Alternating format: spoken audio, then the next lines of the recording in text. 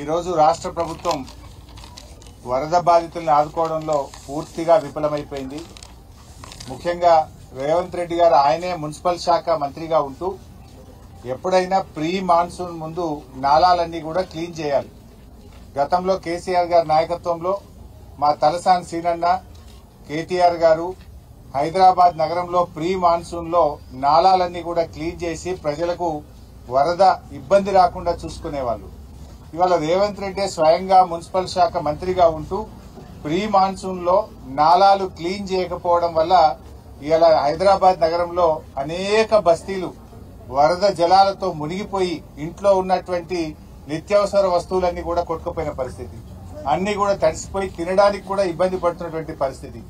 అయినా ఇవాళ ముఖ్యమంత్రి గారు హైదరాబాద్ లో ఉన్నా, మున్సిపల్ మంత్రిగా ఆయనే ఉన్నా వరద బాధితులకు ఒక్క పైసా సాయం కూడా చేయలేదు. ఇవాళ హైదరాబాద్ నగరంలో దాదాపు 7-8 మంది నాలాల్లో కొట్టుకొని చనిపోయారు. ఇవాళ ఈ చనిపోవడానికి కారణం ఇది రేవంత్ రెడ్డి వైఫల్యము, ఈ ప్రభుత్వం యొక్క వైఫల్యం. వరద బాధితులకు కనీసం నిత్యావసర వస్తువులు కూడా ఇవ్వలేదు, కనీస సహాయం కూడా చేయనటువంటి పరిస్థితి. ఇవాళ మా తలసాని శ్రీనివాస్ యాదవ్ గారు దాదాపు 1500 మందికి ఇవాళ వివిధ బస్తీల్లో వరదతో ఇబ్బంది పడ్డ ప్రజలకు నిత్యావసర వస్తువులు అందించడం జరుగుతా ఉంది. వెంగళరావు నగర్ గాని, గైడెన్ బాగ్ గాని, చుట్టాల బస్తీ గాని, కంచెబౌలి గాని, అదేవిధంగా కస్తూర్బా నగర్, నల్లగుట్ట, కరీం కాంపౌండ్, ధోబిఘాట్, ఇలా దాదాపు ఎన్నో బస్తీల్లో 1500 కుటుంబాలకు గౌరవనీయులు తలసాని శ్రీనివాస్ యాదవ్ గారు నిత్యావసర వస్తువులు అందించారు. ఇలా ప్రభుత్వం ఫెయిల్ అయింది, రేవంత్ రెడ్డి పట్టించుకోలేదు. కానీ తలసాని సీనన్న మాత్రం తన వంతు సాయంగా ఈ రోజు ఈ బస్తీ ప్రజల్ని తను ఆదుకోవడం జరుగుతా ఉంది. ఎందుకు అసలు రేవంత్ రెడ్డి ఈ రోజు మున్సిపల్ మంత్రిగా రాష్ట్రంలో ఎక్కడ చూసినా కూడా అన్ని బస్తీలన్నీ కూడా ఇలా మునిగిపోయినటువంటి పరిస్థితి, గుంతలమయమైపోయింది. చాలా చోట్ల కరెంట్ ఇబ్బంది జరిగింది, రోడ్లన్నీ కూడా పోయినాయి. ఆ గుంతలు పూడ్చే తెలివి లేదు కానీ 4th సిటీ గురించి మాత్రం ఏదో పోజులు కొడతా ఉన్నాడు. ఉన్న సిటీని పట్టించుకో, ముందు ఉన్న సిటీల్లో నాలాలు సాఫ్ చేయి, ఉన్న సిటీలో రోడ్లను బాగు చేయి. ఇది ఇడిచిపెట్టి కాంట్రాక్టర్ల కోసం 4th సిటీ అని 6 లైన్ రోడ్లు వేసుకుంటే చేరినాడు. ఇలా ప్రజల గురించి నువ్వు పట్టించుకున్న పాపాన పోలేదు. రేవంత్ రెడ్డి ఇలా పూర్తిగా బరి తెగించాడు. ఎవడన్నా బరి తెగించి బజార్లో నిలబడితే ఏమంటాం అని అట్లయిపోయింది రేవంత్ రెడ్డి పరిస్థితి. మొన్న మాట్లాడుతున్నాడు ఆయన, కండువాలు కప్పినంత మాత్రాన పార్టీ మారినట్టు కాదట. కండువాలు మరి ఎందుకు కప్పినాడు? కండువాలు కప్పితే పార్టీ మారలేదని మాట్లాడితే ఇంతకంటే బరి తెగింపు మాటలు ఉంటాయా? అంటే రేవంత్ రెడ్డి ఇవాళ నువ్వు ఏం మాట్లాడుతున్నావు? వాళ్ళే మేము పార్టీ మారినాము, కండువాలు కప్పుకున్నామని వాళ్ళ ట్విట్టర్లో వాళ్ళే పెట్టి, మీ పిసిసి అధ్యక్షుడే 10 మంది కాంగ్రెస్ పార్టీలో చేర్చుకున్నా అని మహేష్ కుమార్ గౌడే చెప్పబట్టే, గాంధీ భవన్ లో మీటింగ్ జరిగితే మీ ఇన్ఛార్జ్ నేతృత్వంలో పార్టీ మారిన ఎమ్మెల్యేలు గాంధీ భవన్ లో వచ్చి మీటింగ్ లో పాల్గొండ్రి. పార్టీ మారిన ఎమ్మెల్యేలు Congress legislature party meeting, CLP meeting కు కూడా వాళ్ళు హాజరైంది. నువ్వు వాళ్ళని తీసుకుపోయి ఢిల్లీలో ఏఐసిసి కార్యాలయంలో రాహుల్ గాంధీకి కూడా కల్పిస్తేవి.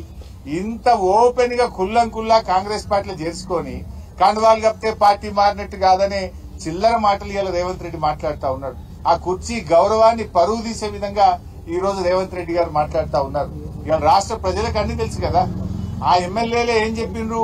మేము అభివృద్ధి కోసం పార్టీ మారినాము, డెవలప్మెంట్ వర్క్ల కోసం పార్టీ మారినామని వాళ్ళ నియోజకవర్గాల్లో కార్యకర్తల మీటింగ్ లో ఓపెన్ గా వాళ్లే చెప్తా ఉంటే ఇంకా ఈ బరితింగంపేంది, ఇంకా ఈ చిల్లర చేష్టలేంది? ఇలా ప్రజలు అన్ని గమనిస్తా ఉన్నారు. సరి అయిన సమయంలో మీకు తగిన బుద్ధి చెప్తారు. సో ముఖ్యంగా ఇప్పటికైనా ఇలా మా తలసాని సీనన్నను చూసన్న కళ్ళు తెరువు. సీనన్న ఇలా సనత్ నగర్ నియోజకవర్గంలో బస్తీ ప్రజలకు సాయం చేసినారు. రాష్ట్రంలో హైదరాబాద్ నగరంలో ఎక్కడెక్కడైతే ముంపుకు గురైందో ఆ ప్రజలకు ఆర్థిక సహాయం అందించు, నిత్యావసర వస్తువులు అందించు. ఇప్పటికైనా నాలాలన్నీ కూడా మరి డీసిల్టింగ్ ప్రక్రియ వెంటనే ప్రారంభించండి. ఇలా హైదరాబాద్ లో వీధి దీపాలు వెలుగుతలేవు చాలా చోట్ల. ఆ వీధి దీపాలు వెంటనే వెలిగేటట్టు, పండగ వచ్చింది, బతుకమ్మ పండుగ వచ్చింది, ఆ పండగ పూట కనీసం వీధి దీపాలన్నీ వెలిగేటట్టు చూడు. ఇవాళ రాష్ట్ర ప్రజలందరికీ కూడా ఇవాళ బతుకమ్మ పండుగ ప్రారంభోత్సవం జరుగుతా ఉంది. మా అక్క చెల్లెలందరికీ కూడా బతుకమ్మ పండుగ శుభాకాంక్షలు తెలియజేస్తా ఉన్నాం. ఇవాళ పల్లెటూర్లలో కూడా ఏమైపోయిందంటే కనీసం బుగ్గలేసే పరిస్థితి లేదు. జనరల్ గా తల్లిగారింటికి పోతుంటారా మా అక్క చెల్లెళ్ళు. ఇలా గ్రామాల్లో కేసీఆర్ గారు ఉన్నప్పుడు మిషన్ కాకతీయలో చెరువులు బాగు చేసి బతుకమ్మ మెట్లు కట్టించాడు, బతుకమ్మ ఘాట్లు కట్టించాడు.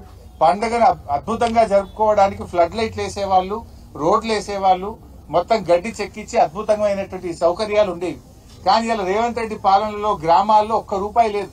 పంచాయతీ సెక్రటరీలు అప్పుల పాలైపోయినారు, సర్పంచులు లేరు, ఎంపీటీసీలు లేరు, ఎలక్షన్లు పెట్టే ధైర్యం రేవంత్ రెడ్డికి లేదు, గ్రామ పంచాయతీల్లో నయా పైసా లేదు, కనీసం పండగ పూట కూడా కాలిపోయిన బుగ్గలేసే పరిస్థితి లేదు, పండగ పూట గ్రామాల్లో చెత్త ఎత్తే పరిస్థితిలో ట్రాక్టర్ల డీజిల్ దిక్కులేని పరిస్థితి, బతుకమ్మకు ఏర్పాట్లు చేయడానికి గడ్డి మందు కొట్టడానికి కూడా గ్రామాల్లో పైసలు లేవు.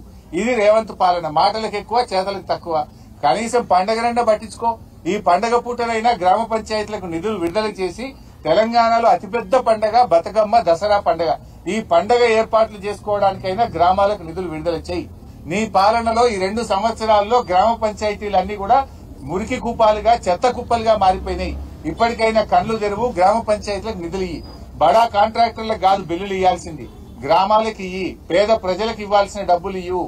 గ్రామాల్లో వరదల్లో మునిగిపోయిన పంట పొలాలకు సహాయం చెయ్యి.